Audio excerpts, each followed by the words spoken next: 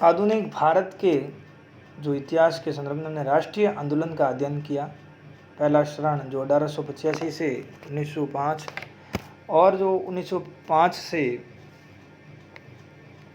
1919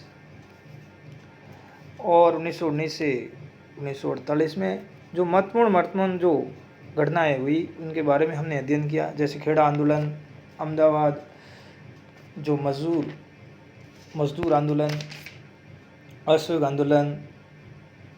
इस प्रकार जो महात्मा गांधी जी ने आंदोलन किए महत्वपूर्ण, उनके बारे में हमने अध्ययन किया। इसी के संदर्भ में आज हम साइमन कमीशन भारत आया, कब आया और उसकी घोषणा क्यों की गई, तो क्या 1919 जो अधिनियम बनाया गया उसी समय ये प्रावधान किया गया था कि 10 वर्ष जब इस अधिनियम का पूर्ण होंगे तब हम एक कमीशन बनाएंगे जो इस शासन अधिनियम यानी अधिनियम का अध्ययन और इसकी जांच करेगा। तो इसी संदर्भ में 2 साल पहले 1927 में साइमन कमीशन की घोषणा की जाती है और इस जॉन साइमन की अध्यक्षता में 7 सदस्यीय आयोग जो भारत भेज दिया जाता है, इसकी घोषणा 1927 में होती है और भारत ये 3 फरवरी 1928 को बम्बई में आता है। उसकी रिपोर्ट मार्च 1927 को दे दी जाती है। इसमें सदस्य जॉन क्लीमेट एटली जो लेबर पार्टी से आगे चल के ये ब्रिटेन्स पीएम बनते हैं। इसका मुख्य रूप से विरोध, क्योंकि इसमें जितने भी सदस्य हैं वो सभी अंग्रेज होते हैं, इस कारण इसका संपूर्ण भारत में विरोध किया जाता है और सबसे ज़्यादा लाहौर में होता है जो लाला लाजपत राय के नेतृत्व में। और वहाँ पर एक सैंडर्स जो पुलिस अधिकारी होता है और उसके आदेश पर उस वहाँ पर जो विरोध कर रहे प्रदर्शनकारियों पर लाठीचार्ज किया जाता है और इसी अंतर्गत लाला लाजपत राय के सिर में बहुत सारी गहरी चोटें आ जाने के कारण थोड़े समय बाद ही इनका निधन हो जाता है। और तत्कालीन भारत सचिव लॉर्ड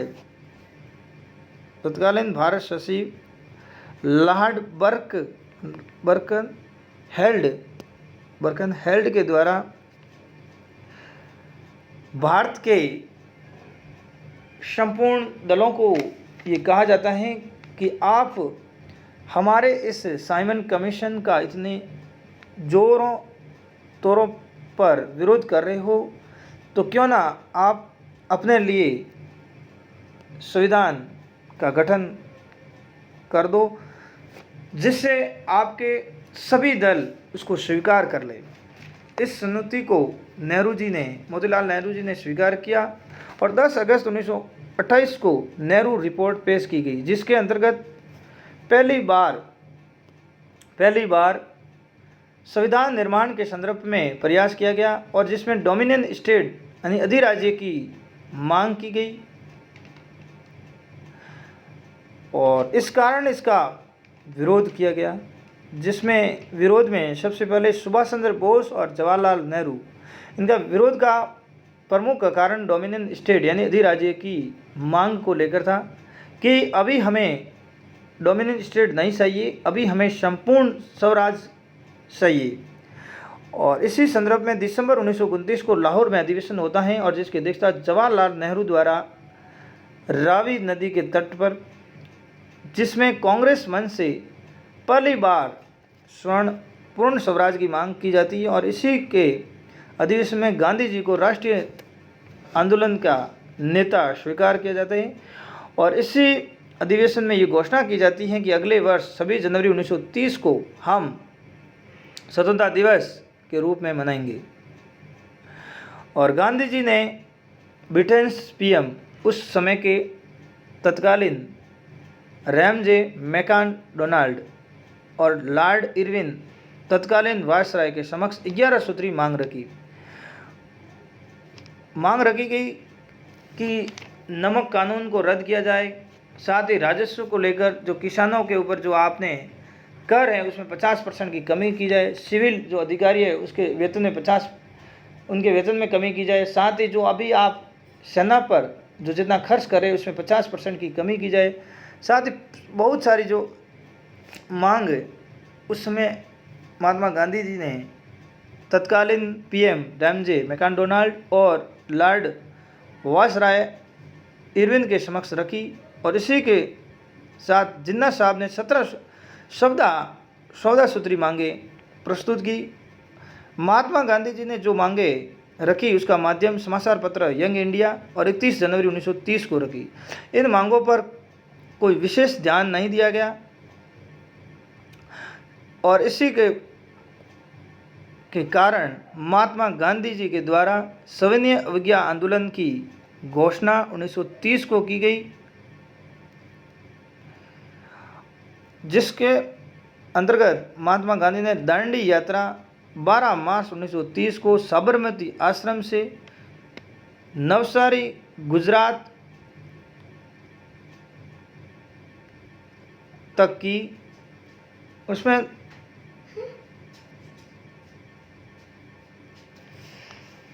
दांडी यात्रा 12 मार्च 1930 को साबरमती आश्रम से 5 अप्रैल दांडी पहुंचे। महात्मा गांधी अपने 78 अनुयायियों के साथ में और 6 अप्रैल 1930 को नमक कानून जो अंग्रेज़ों के द्वारा बनाया गया था कि इस पर एकाधिकार था अंग्रेज़ों का और इसे तोड़कर नमक बनाकर इस कानून को तोड़ा गया और इसी के अंतर्गत उन्होंने 240 किलोमीटर की यात्रा की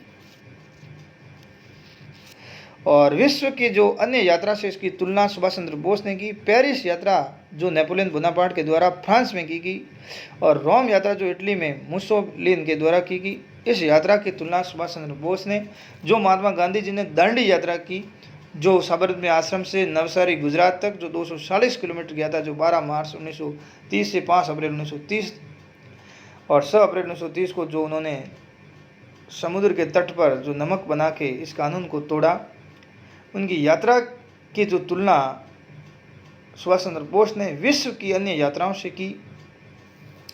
और इसी आंदोलन का विस्तार संपूर्ण देश में पेशावर, पूर्वी में मणिपुर और महाराष्ट्र में धरासान और दक्षिण में राजगोपालाचार्य, इन अलग अलग जगहों पर अलग अलग व्यक्तियों के द्वारा इस आंदोलन का नेतृत्व किया गया। जैसे आप देखोगे उत्तर पश्चिमी पेशावर में खान अब्दुल गफ्फार खान के द्वारा इसका नेतृत्व किया गया। उनका जो उनके जो पार्टी थी खुदाई खिदमतकार के द्वारा, जो ईश्वर का एक सेवक उनका शाब्दिक अर्थ था। और खान अब्दुल गफ्फार खान का अन्य नाम सीमांत गांधी और फ्राइटियर गांधी के नाम से भी जाना जाता है।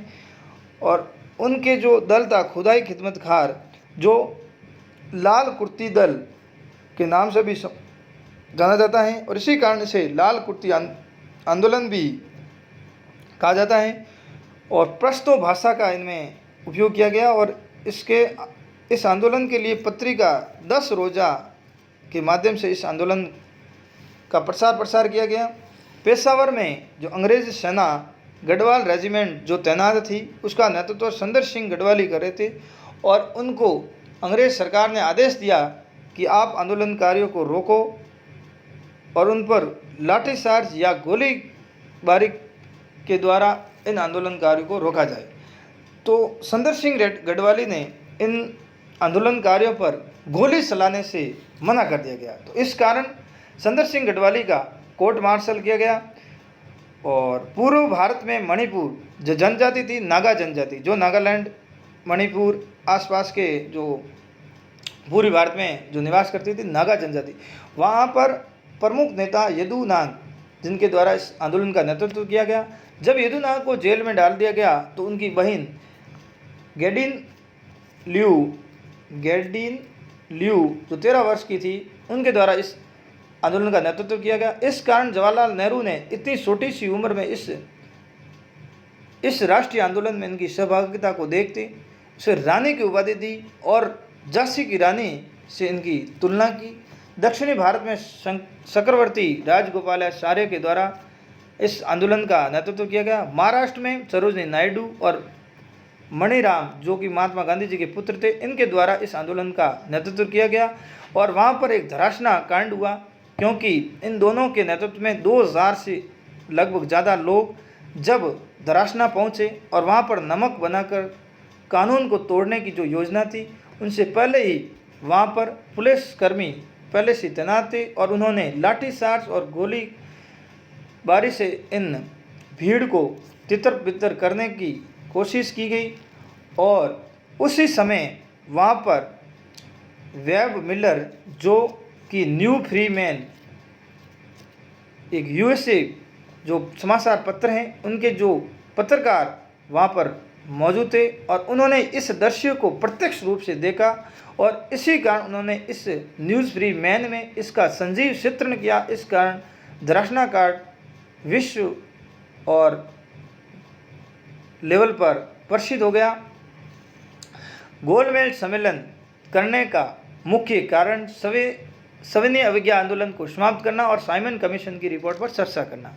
गोलमेज सम्मेलन की बैठक 3 बैठकें की गई, नवंबर 1930, दिसंबर 1930 और सितंबर 1931 और दिसंबर 1932 को। जगह सेंट जेम्स पैलेस जो लंदन में था, सेंट जेन पैलेस जो लंदन में था। और पहला गोलमेज सम्मेलन की बैठक जिसमें कांग्रेस ने भाग नहीं लिया, इसमें मतलब देसी रियासत से गंगा सिंह जी जो महाराजा बीकानेर ने भाग लिया और दलितों के लिए भीमराव अम्बेडकर साहब ने भाग लिया।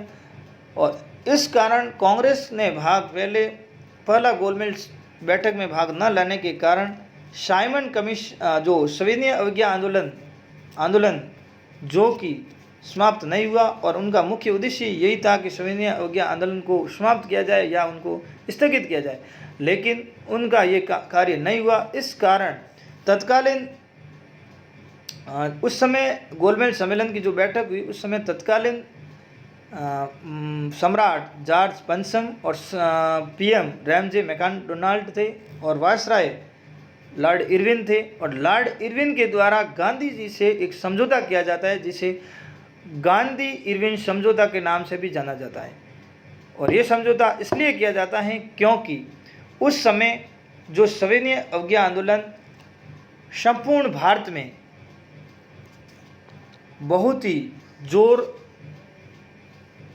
जोरों पर चल रहा था और इस कारण इस आंदोलन को रोकना अति आवश्यक था। इस कारण महात्मा गांधी जी की जो 11 सूत्री मांगों में प्रमुख मांगों को माना गया। 5 मार्च 1931 को ये समझौता किया गया, जिसकी मध्यक्षता तेज बहादुर संप्रभु के मध्यक्षता में ये समझौता किया गया, जिसमें उन्होंने नमक कानून को रद्द किया गया। साथ ही जो इस आंदोलन में जो भाग ले रहे थे राजनेता जिनके ऊपर हिंसा या हत्या का मामला नहीं था, उन्हें गिरफ्तारी की गई थी, उन्हें छोड़ा गया। साथ ही साथ जब सेकेंड गोलमेज सम्मेलन हुआ, उसमें आपको यदि पूछा जाए कि सेकेंड जब गोलमेज सम्मेलन की बैठक हुई उसमें वायसराय कौन था, तो वेडर बरन और भारत सचिव थे तो सैमुअल हार्ट, जिसका समयकाल इसके आगे दे रखा है 1931 से 37 तक तो वेडर बर्न जो वायसराय रहे और 1931 से 35 तक सैमुअल हार्ट जो भारत के सचिव रहे। तो जो पहला गोलमेज सम्मेलन हुआ है वो हुआ है 1930 और दूसरा हुआ है 1931 और तीसरा हुआ है 1932। तो 31 और 32 ये दोनों समय वायसराय वेडर बर्न और सैमुअल हार्ट जो भारत के सचिव थे। गांधी जी का जो इरविन समझौता 5 मार्च 1931 को दिल्ली में हुआ, इसे दिल्ली समझौता के नाम से भी जाना जाता है। और इसी के साथ 1924 में जो हिंदुस्तान रिपब्लिक एसोसिएशन की स्थापना हुई कानपुर में, जो सशिंद्र नाथ सान्याल के द्वारा की गई और उनके द्वारा एक घटना को अंजाम दिया गया जो 9 अगस्त 1925 को की गई, जिसे काकोरी कांड के नाम से भी जाना जाता है।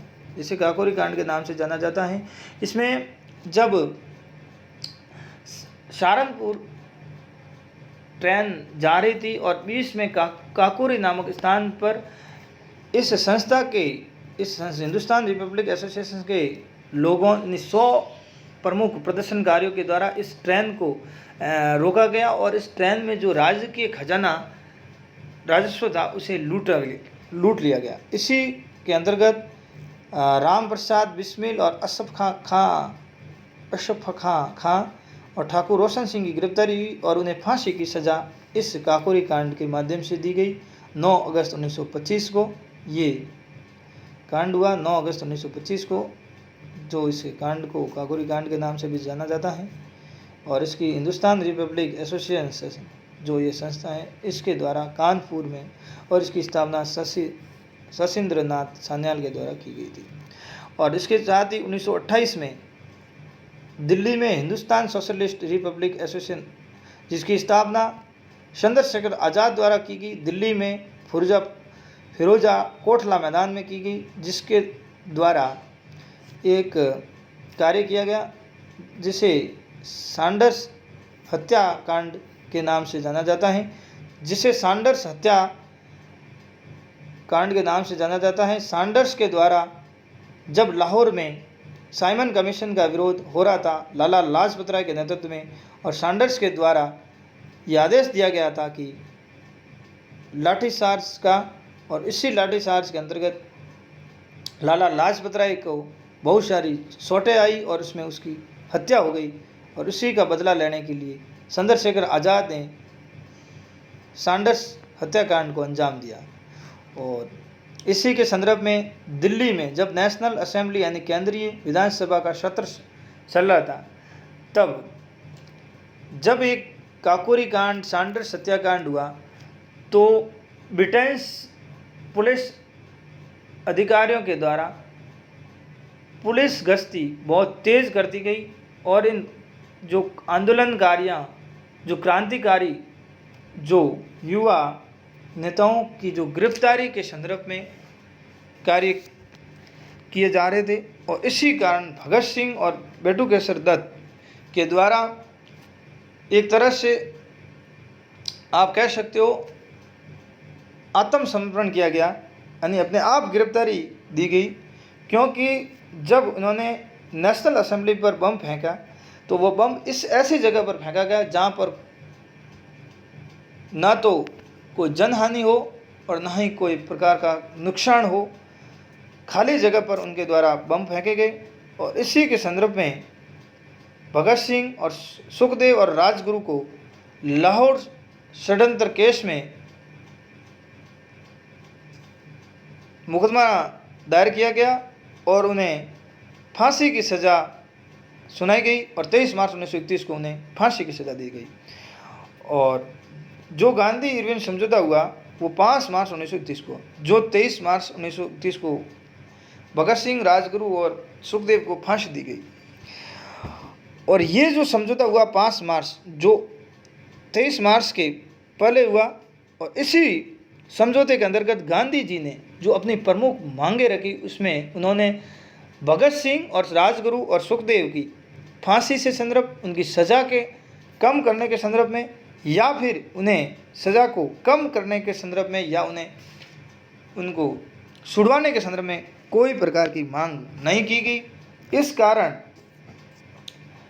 इस कारण जो विशेष अधिवेशन बुलाया गया 27 मार्च और 28 मार्च को 1931 को, जो कराची में, इसके अध्यक्ष वल्लभ भाई पटेल, जिसमें गांधी जी को काले झंडे दिखाए गए, उनकी कट्टू आलोचना की गई। कारण ये था कि जो 5 मार्च 1931 को जो उन्होंने गांधी जी ने जो इरविन से समझौता किया, उस समझौते के अंतर्गत उन्होंने कहीं पर भगत सिंह और राजगुरु और सुखदेव की जो फांसी की सज़ा को कम करने या उन्हें माफ़ करने या उन्हें छुड़वाने की कोई बात नहीं की गई। इस कारण उनकी कटु आलोचना हुई।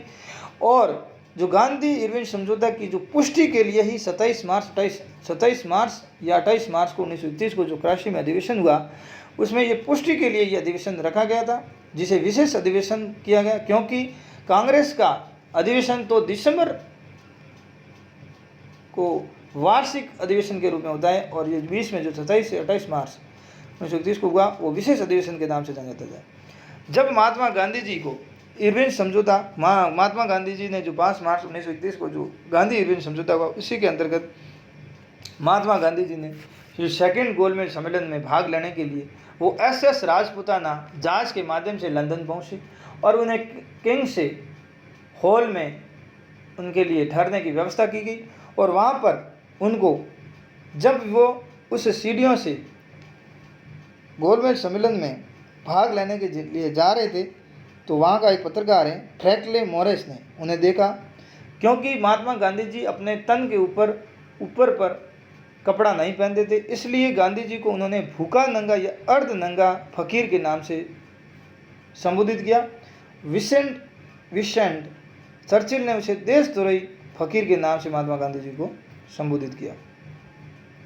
साथ ही सेकंड जो गोलमेज सम्मेलन 1931 को सितंबर को हुआ, उसमें कांग्रेस से गांधी जी, दलितों से अम्बेडकर, देसी रियासत से गंगा सिंह जो बीकानेर महाराजा, कांग्रेस कार्य समिति से सरोजिनी नायडू और राष्ट्रीय दल से मदन मोहन मालवीय और मुस्लिम लीग से जिन्ना ने भाग लिया। इसमें जो सेकेंड गोलमेज सम्मेलन हुआ उसमें अल्पसंख्यक समझौता हुआ। उसके अंतर्गत दलितों को प्रत्यक्ष निर्वाचन क्षेत्र की घोषणा की गई, तो गांधी जी ने इस समझौते पर हस्ताक्षर करने से मना कर दिया। इसी कारण विंस्टन चर्चिल ने महात्मा गांधी जी को देशद्रोही फकीर का नाम से संबोधित किया था। जनवरी और महात्मा गांधी जी जब वापस आए तो हमारे देश के नागरिकों को गांधी जी से बहुत ही अपेक्षा थी कि महात्मा गांधी जी यहाँ आकर कुछ कानूनों में रियायत देंगे या हमारे लिए कुछ ऐसा कानून लेके आएंगे ताकि हमें कुछ लाभ प्राप्त हो सके। परंतु महात्मा गांधी जी जब वहाँ पर जो जनता महात्मा गांधी जी के स्वागत में खड़ी थी, तो महात्मा गांधी जी ने उन्हें संबोधित करने में पहले ये कहा, मैं खाली हाथ जरूर अवश्य आया हूँ, परंतु मैंने देश के जनता की इज्जत का बंटवारा नहीं किया है। इसी के साथ जनवरी 1932 को महात्मा गांधी जी पुनः स्वविज्ञ आंदोलन शुरू करते हैं, क्योंकि महात्मा गांधी जी को वहाँ पर कोई सफलता प्राप्त नहीं हुई। इसी कारण महात्मा गांधी जी जनवरी 1932 को पुनः स्वविज्ञ आंदोलन शुरू करते हैं। और गांधी जी जब भी आंदोलन शुरू करते हैं और वहाँ पर तत्कालीन पुलिस अधिकारियों के द्वारा गांधी जी की गिरफ्तारी की जाती है और पूना के यरवदा जेल में उन्हें बंदी बना दिया जाता है। और प्रमुख नेता जो सविनय अभियान से जुड़े होते हैं उनकी सभी की गिरफ्तारी कर दी जाती है। और इस गिरफ्तारी होने के कारण प्रमुख नेता जेल में होते हैं। और इसी संदर्भ में ब्रिटेन सरकार के द्वारा सांप्रदायिक पंचायत की घोषणा की जाती है, जिसे कम्युनल अवार्ड भी कहा जाता है, जिसकी घोषणा 16 अगस्त 1932 को होती है, जिसके द्वारा ब्रिटेन स्पीयर रैमजे मैकडोनाल्ड के द्वारा कि दलितों को अल्पसंख्यक का दर्जा दिया जाता है और साथ ही साथ उन्हें प्रत्यक्ष निर्वाचन क्षेत्र भी दिया जाता है। और जब भी गांधी जी को ये मालूम पड़ता है तो गांधी जी उस समय पुनः यरवदा जेल में बंदी होते हैं और वहीं से वह 20 सितंबर 1932 को आम मरण अनशन की घोषणा कर देते हैं। और 5 दिन बाद यानी 25 सितंबर 1932 को उनकी तबीयत खराब हो जाती और इसी कारण कांग्रेस के प्रमुख नेताओं के द्वारा मदन मोहन मालवीय, राजेंद्र प्रसाद, सी राजगोपालाचारी के द्वारा पूना फैक्ट समझौता यानी गांधी वर्सेस भीमराव अम्बेडकर के मध्य करवाया जाता है, जिसे 26 सितंबर 1932 को ये समझौता होता है। इसमें दलितों को अल्पसंख्यक का दर्जा हटा दिया जाता है और आरक्षण का प्रावधान किया जाता है, जिसे 31 आरक्षण का प्रावधान किया जाता है। और इसी समझौते के बाद महात्मा गांधी जी राजनीतिक में सक्रिय भाग लेना बंद कर देते हैं थोड़े समय के लिए। और 1932 में गांधी जी अखिल भारतीय हरिजन सेवा संघ की स्थापना करते हैं और समाचार पत्र जो हरिजन पत्र से वह मतलब जगह जगह जाके हरिजनों के उद्धार यानी दलितों के उद्धार के लिए कार्य करते हैं। जो भारतीय हरिजन सेवा संघ के माध्यम से वो दलितों का उद्धार के संबंधित कार्य करते हैं। दिसंबर 1932 को तीसरा गोलमेज सम्मेलन होता है, जिसमें 1935 को भारत शासन अधिनियम की पृष्ठभूमि तैयार की जाती है। कांग्रेस का त्रिपुरी संगठन वो इस प्रकार है कि 1938 और 1939 में जो वार्षिक अधिवेशन होता है कांग्रेस का, पहला अधिवेशन होता है हरिपुरा जो गुजरात में और त्रिपुरी जो एमपी में जबलपुर में। इसमें पहले में सुभाष चंद्र बोस अध्यक्षता सुने जाते हैं और सेकंड में भी सुभाष चंद्र बोस अध्यक्ष चुने जाते हैं। सेकंड में जब सुभाष चंद्र बोस कांग्रेस के अध्यक्ष पद के लिए जब चुनाव लड़ते हैं तो उसमें महात्मा गांधी जी का प्रमुख सहयोगी पिता भी सीता मैया जो प्रमुख सहयोगी होते हैं और वो उन महात्मा गांधी जी के जो सुभाष चंद्र बोस के सामने चुनाव लड़ते हैं और वो हार जाते हैं। इस कारण महात्मा गांधी जी अब इस हार को वह अपनी व्यक्तिगत हार समझ लेते हैं और इस कारण जो गांधी जी के समर्थक या अनुयायी सुभाष चंद्र बोस की अध्यक्षता को वो नापसंद करने लग जाते हैं और इस कारण वह उनकी जो सुभाष चंद्र बोस की जो छोटी छोटी बातों की आलोचना करने लग जाते और इस कारण सुभाष चंद्र बोस इस कांग्रेस अधिवेशन और कांग्रेस पार्टी से भी इस्तीफा दे देते हैं और इस कारण ये त्रिपुरी जो जबलपुर एमपी में जो कांग्रेस अधिवेशन हुआ, इसी के द्वारा कांग्रेस में सुभाष चंद्र बोस द्वारा इस्तीफा दिया जाता है और उनके द्वारा फॉरवर्ड ब्लॉक की स्थापना कर दी जाती है और त्रिपुरी जो जबलपुर एमपी में इसके बाद राजेंद्र प्रसाद के द्वारा इसकी अध्यक्ष बनाया जाता है और सुभाष चंद्र बोस द्वारा फॉरवर्ड ब्लॉक जो नई पार्टी की स्थापना की जाती है और जिसकी स्थापना 1939 को होती है। अगस्त प्रस्ताव इसलिए आता है, उनका क्या कारण है और किसके द्वारा रखा गया और कब आता है तो 8 अगस्त 1940 को आता है और किसने रखा तो वायसराय उस समय के तत्कालीन लॉर्ड लिथिगो के द्वारा रखा जाता है। उनका प्रमुख कारण ये होता है कि तत्कालीन समय में 1939 से 1945 में विश्व युद्ध चल रहा होता है और इस विश्व युद्ध में वह अंग्रेज सरकार के द्वारा भारत की प्रांतीय सरकार या उनके जो प्रधानमंत्री उनको बिना पूछे ही वह विश्व के सेकेंड जो वर्ल्ड वार हो रहा है विश्व में, उनमें भारत को वो अपने साथ होने की घोषणा कर देता है कि वह ब्रिटेन सरकार ये घोषणा कर देते हैं कि इस विश्व युद्ध में भारतीय उसके साथ हैं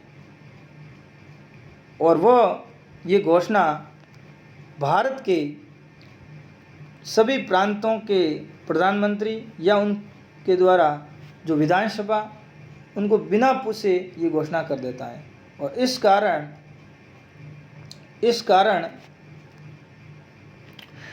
कारण ये अगस्त प्रस्ताव लाया जाता है क्योंकि उस समय जो 1939 और 45 में ये घोषणा कर दी जाती है और जब भारतीयों को इस बात का मालूम पड़ता है कि उन्होंने अंग्रेज सरकार ने ये घोषणा कर दी है कि भारतीय उसके युद्ध में उनके साथ है और वह भारतीयों के द्वारा जब ये पूछा जाता है कि हमें क्यों ना पूछा गया, तब उनके पास कोई उचित जवाब नहीं होता है और इस कारण वो अपने पद से प्रांतीय सरकारों के सभी प्रधानमंत्री अपने पद से इस्तीफा देते हैं और वो आंदोलन पर उतारू हो जाते हैं और इस कारण अगस्त प्रस्ताव लाया जाता है और अगस्त प्रस्ताव ये वायसराय लॉर्ड लिथिगो के द्वारा लाए जाते हैं 8 अगस्त 1940 को और इसमें ये कहा जाता है कि जब विश्व युद्ध समाप्त होगा और समाप्त होते ही आपको आज़ाद या अपने लिए अलग से सरकार या अंतरिम सरकार की घोषणा कर दी जाएगी, यानी जब जो आप कहोगे वो कर दिया जाएगा। इस प्रकार ये अगर अगस्त प्रस्ताव में कहा जाता है वायसराय लॉर्ड लिथिगो के द्वारा।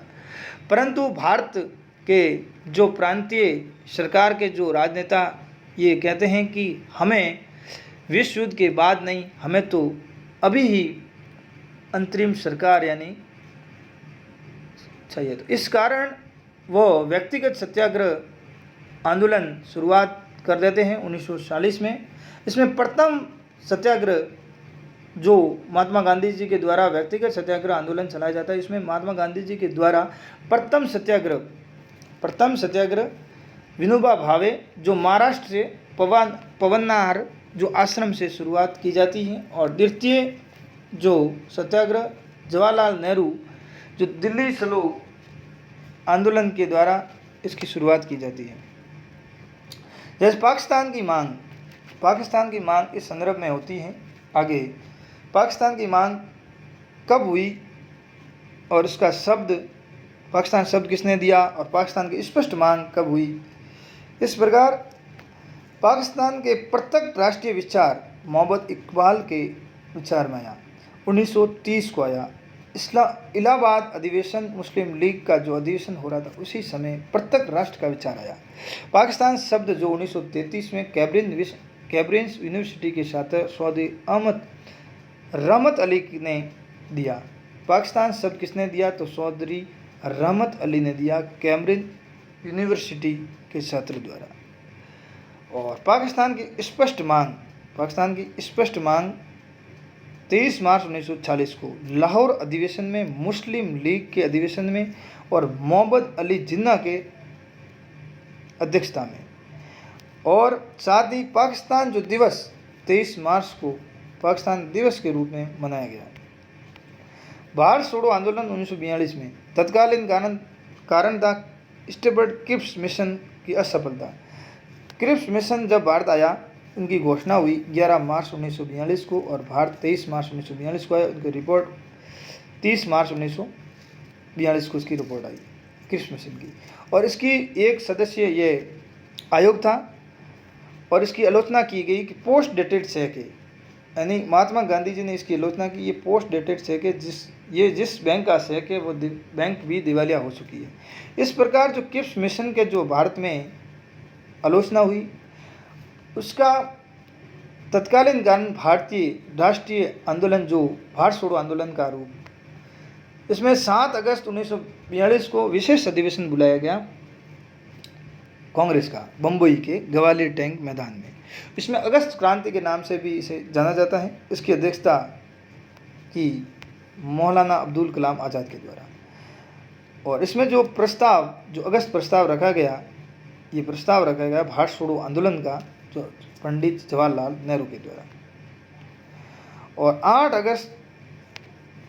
अगस्त को भारत छोड़ो आंदोलन को स्वीकार कर दिया गया और इसी दिन से भारत छोड़ो आंदोलन की शुरुआत की गई। जब इस आंदोलन में महात्मा गांधी जी के कथन थे, जब वो जनता को संबोधित कर रहे थे तो उन्होंने कहा या करो या मरो का नारा दिया एक तो उन्होंने, और एक उन्होंने कहा आज़ादी से कम हम किसी चीज़ वस्तु को संतुष्ट नहीं होंगे और गुलामी को हम स्थायी होता देख नहीं सकते। ये गांधी जी ने 3 वाक्य उस कांग्रेस अधिवेशन जब 8 अगस्त को जो कांग्रेस प्रस्ताव स्वीकार किया गया उसी दिन गांधी जी ने ये कथन गांधी जी के 9 अगस्त 1942 को ऑपरेशन जीरो चलाया गया। किसके द्वारा? ब्रिटेन्स गवर्नमेंट के द्वारा, और जिसके ऑपरेशन जीरो के माध्यम से सभी जो राजनेता थे उन्हें गिरफ्तार कर दिया गया ताकि भारत छोड़ो आंदोलन जो को रोका जाए या उन्हें स्थगित किया जाए। इस प्रकार ब्रिटेन सरकार ने ऑपरेशन जीरो के माध्यम से सर आगा खां पैलेस में महात्मा गांधी जी को अरेस्ट करके जेल में डाल दिया गया, और सर जयप्रकाश नारायण जो हजारीबाग पटना बिहार में पहले से वहाँ पर जेल में बंदी थे, और बाद में जयप्रकाश नारायण जो हजारीबाग पटना बिहार में थे वह जेल से किसी तरह बाहर निकल के उन्होंने भारत छोड़ो आंदोलन का नेतृत्व किया। और भारत छोड़ो आंदोलन में जो रेडियो स्टेशनों का महत्वपूर्ण योगदान था, इसमें उषा मेहता, राम मनोहर, बाबू भाई, उषा मेहता के द्वारा बम्बई से, और भारत छोड़ो आंदोलन के दौरान जो वायसराय कार्यकारिणी समिति में जो भारतीय जो नागरिक सदस्य थे उन्हें अपने पद से त्याग पत्र दे दिया, जिसमें सबसे पहला सर होमी मोदी और सर आनंद सरकार और अणे, इन तीनों ने ही भारत छोड़ो आंदोलन के दौरान जो वायसराय कार्यकारिणी परिषद में ये सदस्य थे उन्हें अपने पद से इस्तीफा दिया। इसमें एक सुखद परिणाम ये था कि कुछ स्थानों पर समांतर सरकारों का गठन किया गया। इसमें बलिया यूपी यानी उत्तर प्रदेश और तामरलुक जो कि बंगाल में और सतारा महाराष्ट्र, इन 3 जगहों पर समांतर सरकारों का गठन किया गया। जैसे बलिया में भारत की प्रथम समांतर सरकार का गठन किया गया, बलिया में अंतरिम समांतर सरकार का, जो चित्तू पांडे के नेतृत्व में। और ताम्रलुक मिदानपुर जो जिला बंगाल में समांतर सरकार का जो गठन किया गया वो जातीय सरकार के नाम से जाना जाता है, जिसे सतीश सामंत के नेतृत्व में इस सरकार का गठन किया गया। और दूसरी जो महाराष्ट्र में सतारा, इसमें एक मातकगिनी हजारा जो जगह है और विद्युत वाहिनी सेना गठन, इस दल के द्वारा YV स्वान जो के नेतृत्व में इस सरकार का गठन किया गया। और ये सबसे लंबे समय तक रही, यानी 1945 तक ये सतारा वाली समांतर सरकार बनी रही, 1945 तक। भारत छोड़ो आंदोलन में विरोध मुस्लिम लीग का, भारत छोड़ो आंदोलन में विरोध मुस्लिम लीग, अकाली दल, हिंदू महासभा और व्यक्ति में भीमा अम्बेडकर और देश बहादुर संप्रभु। वेबेल योजना आई, जिसे शिमला समझौता के नाम से भी जाना जाता है, वेबेल योजना या शिमला सम्मेलन। शिमला सम्मेलन जो 14 जून 1945 से प्रस्तुत हुआ और एक संविधान का निर्माण आरंभ, वेबेल योजना के माध्यम से एक संविधान का निर्माण का आरंभ हुआ।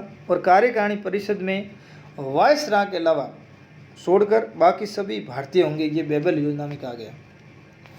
वेबेल योजना में कहा गया कि कार्यकारिणी जो परिषद है वायसराय में, उसमें वायसराय को छोड़ बाकी सभी भारतीय होंगे और एक संविधान का निर्माण आरंभ किया गया वेबेल योजना के अंतर्गत 14 जून 1945 को। और इसी साथ शिमला समझौता सम्मेलन जो 24 जून 1945 से 14 जुलाई 1945 तक चला, इसमें गांधी जी ने भाग नहीं लिया, लेकिन वो शिमला में थे, लेकिन वो गांधी जी ने शिमला सम्मेलन में भाग लिया। मुस्लिम लीग से मोहम्मद अली जिन्ना और कांग्रेस से मौलाना अब्दुल आज़ाद, इन्होंने भाग लिया। कैबिनेट मिशन भारत आया 24 मार्च 1946 को, कैबिनेट मिशन भारत आया। जॉन क्लीमेट एटली उस समय प्रधानमंत्री थे ब्रिटेन लेबर पार्टी से, उन्होंने कैबिनेट मिशन भारत भेजा 24 मार्च 1946 को। इसमें पैट्रिक लॉरेंस जो अध्यक्ष थे और सर स्टेफर्ड क्रिप्स जो सदस्य और एवी अलेक्जेंडर सदस्य, यानी 3 सदस्यीय कैबिनेट मिशन भारत आया। भारत में अंतरिम सरकार का गठन 2 सितंबर 1946 को हुआ। भारत में अंतरिम सरकार का गठन 2 सितंबर 1946 को हुआ और इसमें जो अंतरिम सरकार में प्रधानमंत्री जवाहरलाल नेहरू के नेतृत्व में बनेगी। अंतरिम सरकार जवाहरलाल नेहरू के नेतृत्व में बनी और प्रधानमंत्री Jawaharlal Nehru.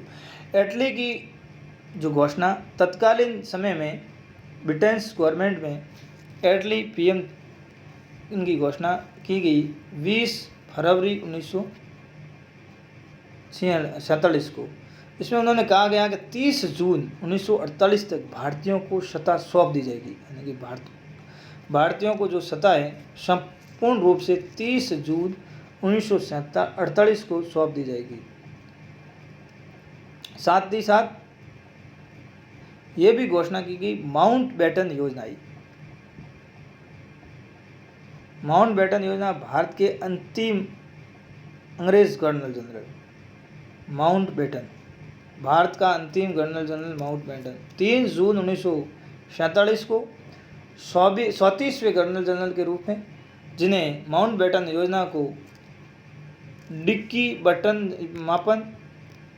Dicky Burt plan या मन बाटन योजना के नाम से भी जाना जाता है। भारतीय स्वतंत्रता अधिनियम 1947, इसके अंतर्गत भारतीय ब्रिटेन संसद के द्वारा ये अंतिम रूप से अधिनियम बनाया गया। अंतिम अधिनियम कह सकते हो। भारत शासन भारतीय स्वतंत्रता अधिनियम में 1947 जो ब्रिटेन संसद के द्वारा भारत के लिए निर्मित किया गया अंतिम अधिनियम, और 28 जुलाई 1947 ब्रिटेन संसद द्वारा पारित किया गया। 28 जुलाई 1947 को ब्रिटेन संसद द्वारा इसे पारित किया गया, और इसमें भारत के जो उपमहाद्वीप के दो भाग कर दिए, एक तो भारत संघ, एक और पाकिस्तान संघ। भारत संघ 15 अगस्त 1947 को और पाकिस्तान संघ 14 अगस्त 1947 को। जब तक दोनों देशों में संविधान सभाओं के द्वारा अपना संविधान नहीं बनाया जाएगा, तब तक 1935 के अधिनियम के द्वारा शासन का संचालन किया जाएगा। और इसके अंतर्गत ये भी कहा गया जो देशी रियासतें थी उस समय 562 रियासतें, उन्हें ये कहा गया कि वह खुद स्वतंत्र हैं, चाहे तो पाकिस्तान में मिले, चाहे तो हिंदुस्तान में यानी कि भारत में मिले, या फिर वह खुद स्वतंत्र रहे। इसमें सभी रियासतें मिला दी गई। इसमें 3 देशी रियासतें ऐसी थी जो किसी भी राष्ट्र में शामिल नहीं हुई। इसमें जम्मू कश्मीर, हैदराबाद और जूनागढ़। हैदराबाद को बाद में पुलिस कार्रवाई की ऑपरेशन पोलो के माध्यम से इसमें भारत में शामिल किया गया, और जूनागढ़ जिसे जन संग्रहण के द्वारा भारत में शामिल, और जम्मू कश्मीर को उसमें तत्कालीन समय में हरीश सिंह के द्वारा जो विल्य पत्र पर साइन करके उन्हें भारत में शामिल किया गया। तत्कालीन गृह मंत्री सरदार वल्लभ भाई पटेल और रियासत विभाग का गठन किया गया, जिसकी अध्यक्षता सरदार वल्लभ भाई पटेल और शशि वीपी मेनन, और सरदार वल्लभ भाई पटेल और वीपी मेनन को भारत एकीकरण का श्रेय दिया जाता है।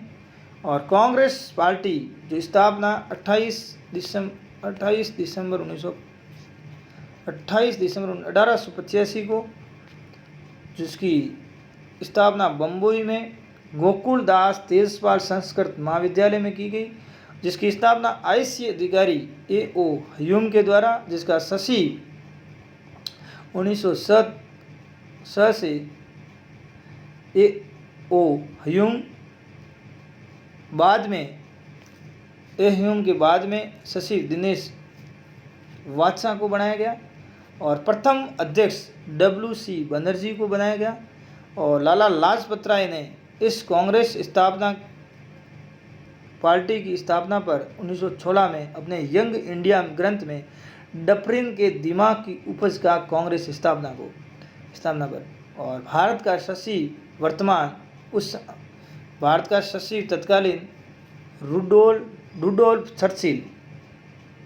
और इस प्रकार कांग्रेस की स्थापना 28 दिसंबर 1885 में हुई, जो बम्बई के गोकुल दास तेजपाल संस्कृत महाविद्यालय में की गई, और आईसीएस अधिकारी जो अंग्रेज अधिकारी ए.ओ. ह्यूम के द्वारा की गई। कैबिनेट मिशन भारत आया 24 मार्च 1946 में, जिसमें 3 सदस्य थे, Patrick Lawrence, sir Stephen Cripps, A V. Alexander, और इसमें तत्कालीन पीएम क्लीमेंट एटली जो साइमन कमीशन के सदस्य के रूप में भारत आया था 1927 को ये जॉन साइमन के अध्यक्षता वाली कमीशन जो 7 सदस्य, इसमें जो एटली लेबर पार्टी से वह अध्यक्ष रूप में आए थे। इसी के साथ भारतीय जो आधुनिक भारत का जो इतिहास में जो राष्ट्रीय आंदोलन की समाप्ति होती है। भारत छोड़ो आंदोलन, पाकिस्तान की मांग, रेडियो स्टेशन के महत्वपूर्ण योगदान। ठीक है, इसी के साथ आज की क्लास यहीं पर समाप्त होती है।